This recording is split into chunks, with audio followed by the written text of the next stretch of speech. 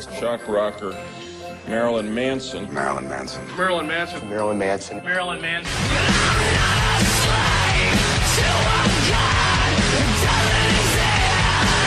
After Columbine, it seemed that the entire focus on why the shootings occurred was because the killers listened to Marilyn Manson.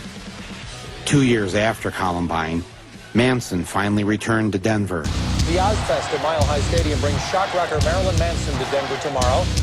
There were protests from the religious right. But I thought I'd go and talk with him myself. When I was a kid growing up, music was the escape.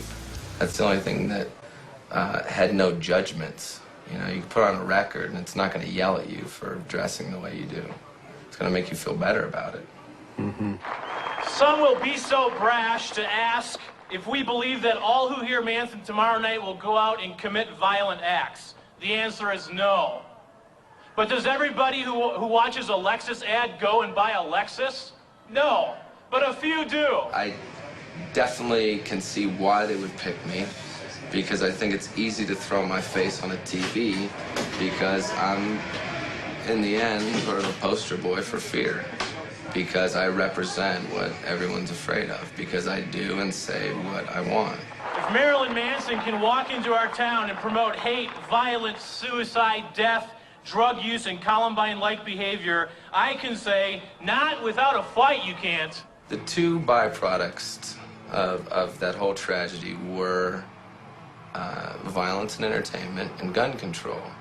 And how perfect that was the two things that we were going to talk about with the upcoming election.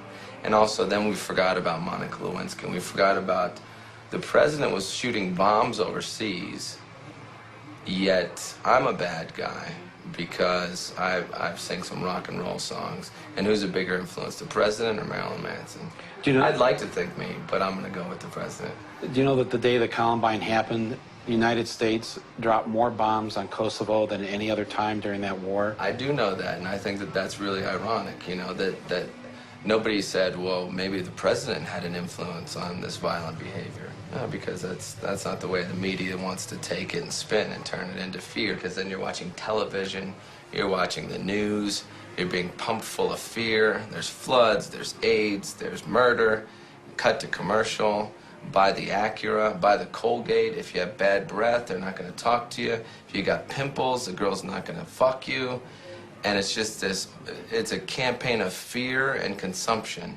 And that's what I think that it's all based on, is the whole idea that keep everyone afraid and they'll consume.